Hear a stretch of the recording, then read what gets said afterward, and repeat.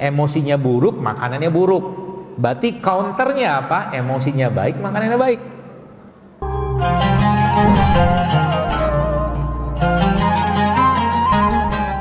Sekarang itu coba lihat betapa was-wasnya orang, subhanallah. Coba, kalau Anda yang baca postingan saya, berapa banyak kalau saya ngomong kunyit, pasti akan ada pertanyaan kunyit itu bikin rahim kering. Selalu begitu. Padahal kalau bicara rahim kering, otomatis kan nggak subur kan? Justru malah sebaliknya kan? Itu was-was orang zaman sekarang. Ya, makan, oh nanti kalau saya minum madu gimana? Gula darah saya naik, kayak itu. Was-was kan, cemas kan? Gitu loh. Bagaimana caranya? Ya tadi, perbanyak baik sangkanya, ya, perbanyak tadi kotak kebahagiaan, kotak rasa syukurnya, kotak baik sangka itu diisi lebih banyak daripada yang ininya, yang negatifnya. Ya, seperti itu. Sehingga nanti apa? Ya makanan-makanan kayak begini ini, makanan seperti ini memang kita makan karena fitrahnya kita ini sebenarnya. Ya. Kelapa gitu kan. Minum air kelapa belum apa-apa sudah curiga. Emang kelapa dicurigain? Curigain. Ya. Apa bentuk curiganya? Sering kan kalau orang bilang kalau saya habis minum air kelapa kok lemes ya. Kan curiga. Apalagi itu macam-macam lah gitu kan. Padahal makanan-makanan kayak begini Masya Allah ya. Ya, jadi berarti bagaimana caranya sekarang? Jadi tadi dua kerugian kan tadi, emosinya buruk, makanannya buruk. Berarti counternya apa? Emosinya baik, makanannya baik. Jadi dari makan-makan kayak begini cara apa? Kita makan dengan baik sangka, ya. Tapi bukan tadi saya katakan ya, bukan kita melegalkan untuk makan yang tidak sehat. Boleh nggak? Boleh. Sekali-sekali yang namanya orang khilaf, bolehlah. Ya, tapi kalau khilaf tiap hari namanya doyan. Kalau khilaf tiap hari namanya doyan. Ya, seperti itu. Nah, ini apakah dokter butuh healing? Enggak, saya sih nggak butuh healing. Tapi saya cerita begini supaya apa? Karena kadang-kadang itu tadi, sering kan orang kali jawabannya saya sudah sholat, tapi kok belum ketemu ya? Mungkin Anda perlu keluar aja. Jalan kayak kemana, kayak beginilah makan. Kelihatannya itu air terjun yang jatuhnya ke danau. Gak tahu kan? Gak tahu. Gak ada sinyal.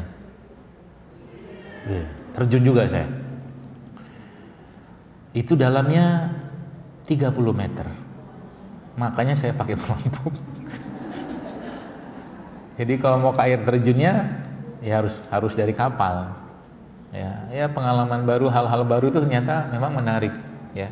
Apalagi ternyata saya beberapa waktu belakangan ini baca buku Atomic Habits. Mungkin ibu-ibu pernah tahu ya. Buku itu bagus sebenarnya. Ya. Sebenarnya kenapa saya katakan ada buku lain yang saya baca judulnya 340 atau 45 Sunnah Nabi Sehari Semalam. Ya. Sunnah Nabi itu kan boleh dibilang kebiasaan Nabi kan. Jadi kalau kita bisa kaitkan itu, katakanlah kita lakukan itu bagaimana Nabi mengerjakan dari bangun tidur sampai mau tidur lagi, itu Masya Allah efeknya ke otak kita luar biasanya, banget luar biasanya. Ya, makanya saya sering kadang-kadang di rumah itu hobi nyusun sendal. Ya, kenapa? Setiap hal baru yang kita kerjakan itu memberikan refresh. Ya. Saya udah agak lama nggak cuci piring di rumah. Udah agak lama. Sekarang saya mulai cuci piring. Seneng. Jadi ternyata efeknya tuh luar biasa. Kognitif kita, kecerdasan kita tuh meningkat semua. Nah, termasuk juga berkaitan dengan atomic habit itu, gitu kan? Salah satu yang saya garis bawahi di buku itu adalah bahwa ternyata kebiasaan itu tercipta atau terbentuk kalau apa? Kalau kita fasilitasi. Jadi sekarang kalau kita mau memfasilitasi niatan kita untuk mengikuti perintah Allah tentang makanan tadi, yaitu halal, baik dan tidak berlebihan, maka meja makan kita isilah dengan itu. Supaya nanti kalau kita makan, ya dimakan itu lagi, hal-hal yang baik. Akhirnya apa? Kita mulai dapatkan itu kebahagiaannya, baik sangka dapat, segala macam, efek bagusnya dapat semua, karena kita fasilitasi itu sesuai dengan kaidah hadisnya atau mungkin ayatnya tadi. Ya, jadi ya kita melakukan itu bukan sekedar untuk hidup sehat, tapi bagian dari kita melaksanakan fitrah dan inilah bagian dari apa? Kesabaran, keikhlasan dan keyakinan kita kepada Allah Subhanahu wa taala. Ya, sehingga nanti apa? Lama-lama tubuh kita itu akan apa ya? Kalau ada sakit pun dia akan benar sendiri gitu. Ya, tubuh kita sebenarnya sudah dibekali Allah dengan penyembuhannya sendiri. Percaya deh, Anda mungkin kalau mungkin ya, lihat nih. Saya kemarin tuh ada luka di mana ya? Di sini loh, kena pisau. Ya, kenapa saya sering pakai pisau? Karena saya sering kupas buah. Gitu loh. Kenalah pisau, terus akhirnya saya apain? Dia saya tekan aja, sampai berhenti dia, saya biarin aja. Lama-lama kan dia anu sendiri, nutup sendiri sebenarnya. Kecuali besar ya.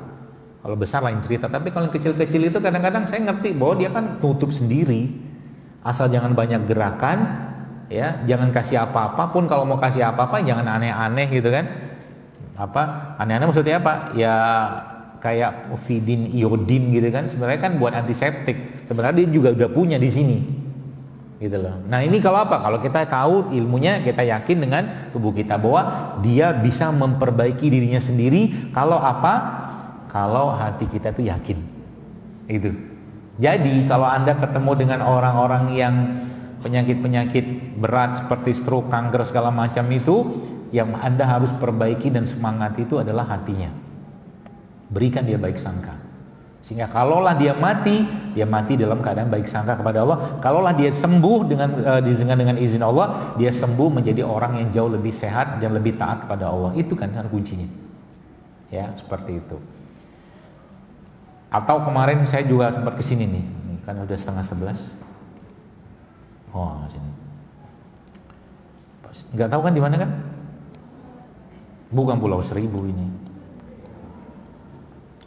Jadi menikmati, akhirnya saya merasakan salah satu kebiasaannya para salafus soleh itu apa ya? Saya akhirnya baring di dermaga itu menatap langit, ternyata indah banget. Dan itu ternyata memberikan efek yang beda ke diri. Makanya dalam Al-Quran beberapa kalimat-kalimat yang di sana itu disuruh menatap, ya, menatap langit, menatap alam semesta gitu kan. Dan itu ternyata memberikan efek yang sangat baik ke tubuh kita. Ya, ke hati terutama.